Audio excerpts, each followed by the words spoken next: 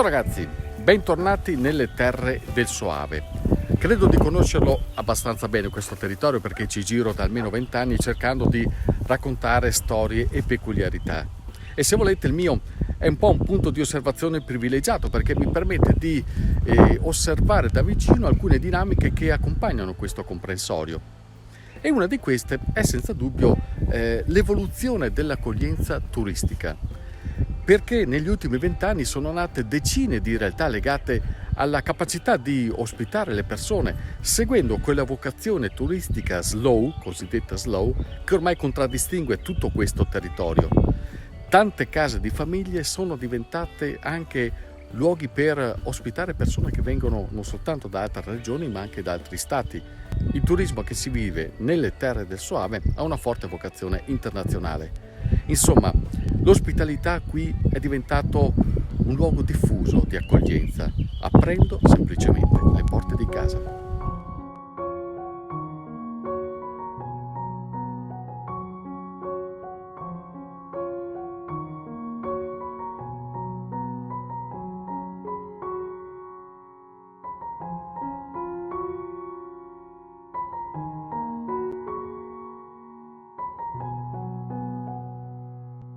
Che cos'era questa casa prima di diventare quello che è?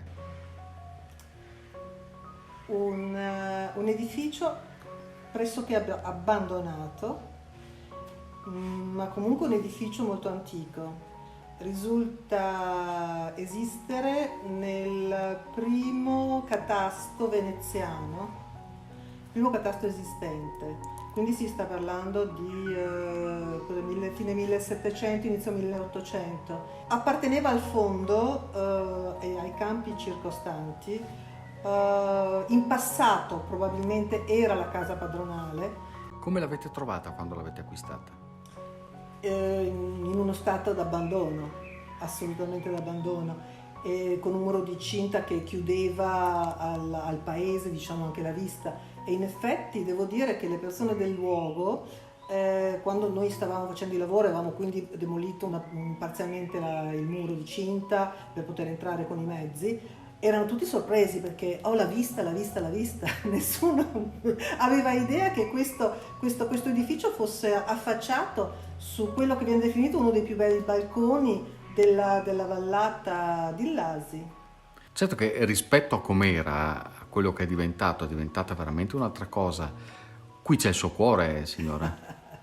Sì, ho giocato un pochino, ogni stanza è diversa, ho arredato usando mobili che avevo, cose moderne, cose antiche, cose che ho trasformato, quindi sì, cose che mi piacevano, diciamo, non ne ho fatto una cosa commerciale. Anche mantenerla adesso è a volte è un po' complicata perché giustamente non è fatta con i crismi di un albergo o di una struttura di accoglienza nata per fare la struttura di accoglienza, però i materiali sono di qualità e quindi si mantengono anche bene, diciamo. Com'è accogliere delle persone estranee in casa propria? Io adoro la gente, viaggio meno ma viaggio molto grazie alle persone che accolgo persone da tutto il mondo. E una delle cose che mi hanno fatto più piacere in questo momento sono le testimonianze le affettuose testimonianze, email, messaggi che sto ricevendo dai miei ospiti, dalla Russia agli Stati Uniti, al Canada, alla Nuova Zelanda e Australia. E perché le scrivono secondo lei? Ma perché evidentemente qualcosa è rimasto nel loro cuore di questo luogo, di questa vallata, delle nostre vallate, della nostra accoglienza, il nostro cibo, il nostro vino, e spero anche io personalmente di avere lasciato un po' di me stessa, insomma.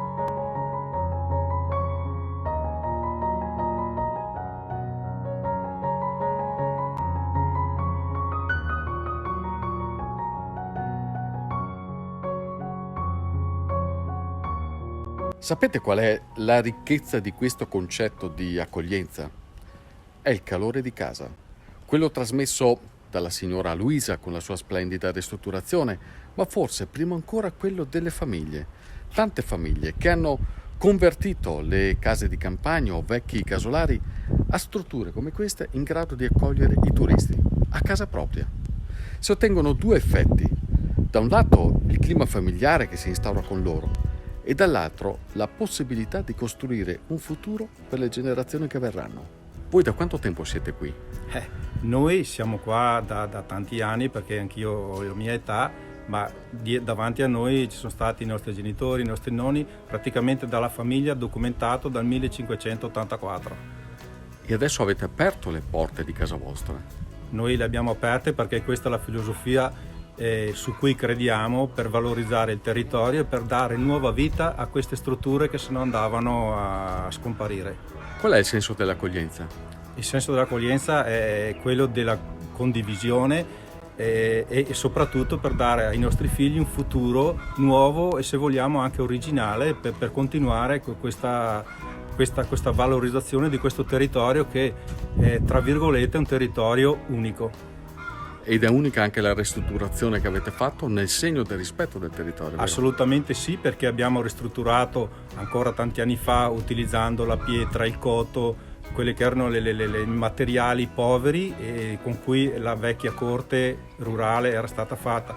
Con le nuove ristrutturazioni, con la geotermia e il fotovoltaico, tra l'altro per l'impatto zero, tra l'altro abbiamo fatto anche una nuova piscina che è senza cloro, solo a sale, quindi in un'ottica di dare sempre un qualcosa che sia perfettamente in sintonia con quello che è il buon vivere, il vivere sano e in sintonia con la natura. Perché siete qui, Laura? Cioè, perché avete deciso di rimanere in questa azienda? Abbiamo deciso di continuare il lavoro di nonno e di nonna e di papà e di mamma, perché è la nostra casa, la nostra famiglia e andare da un'altra parte non era conveniente e quindi insomma fa parte del nostro cuore. In più la cosa per me, quando il mio cliente mi sorride ed è felice di vedermi una mattina, sono completa. Ecco. E cos'è che vorresti che uno si portasse via da qui? Noi diciamo sempre, quando quello che vogliamo che il nostro cliente viva è quello che vorremmo vivere noi e vorremmo anche che il nostro cliente si sentisse come a casa, parte della famiglia, ed è quello insomma che cerchiamo di fare tutti i giorni. Queste pareti cosa ti dicono? E qua c'è cuore, c'è anima, c'è sudore, ci sono un sacco di litigate, però c'è la storia della mia famiglia, dello zio di mio papà, di mio nonno e insomma quello che abbiamo voluto costruire anche noi. È importante che sia la famiglia ad accogliere le persone e non... Sì, assolutamente, è la parte più importante, ma anche il cliente è felice quando viene qui di vedere appunto la collaborazione e la condivisione tra noi familiari. È un valore aggiunto? Sì.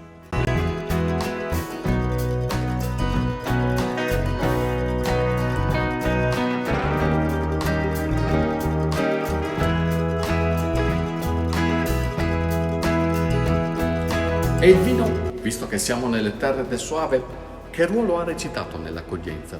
Un ruolo determinante, fondamentale, perché è proprio grazie al nettare di Bacco che qui sono arrivati in maniera crescente tantissimi appassionati, soprattutto negli ultimi 30 anni, che magari sono venuti anche qui alla scoperta della storia del vino, raccontata per esempio da queste botti, alcune delle quali hanno più di 80 anni e sono tuttora in funzione, perché qui dentro, alla cantina di Soave, ci sono i rossi, quindi l'Amarone in particolare.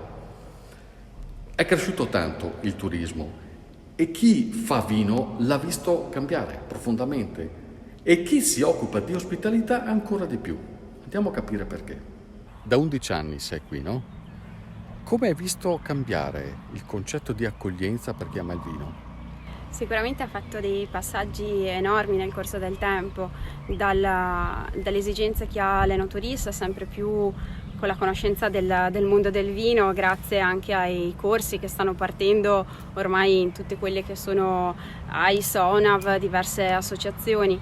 ma soprattutto le aspettative, sempre più ricerca strutture che diano una moltitudine di servizi. Qual è l'unicità da ricordare, Sara?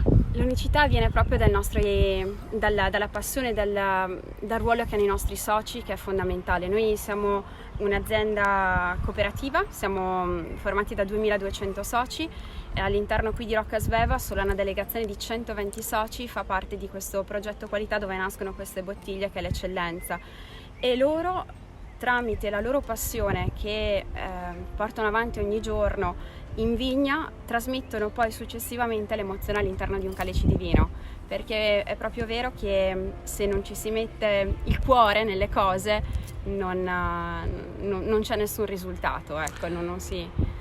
La cantina è un concentrato di storie, quindi? La cantina è un concentrato di storia, cultura, e posso dire sicuramente che Rocca Sveva, il luogo dove lavoro, è proprio tutto questo messo insieme, è proprio un concetto di bellezza che si trasmette attraverso l'unicità di molti elementi.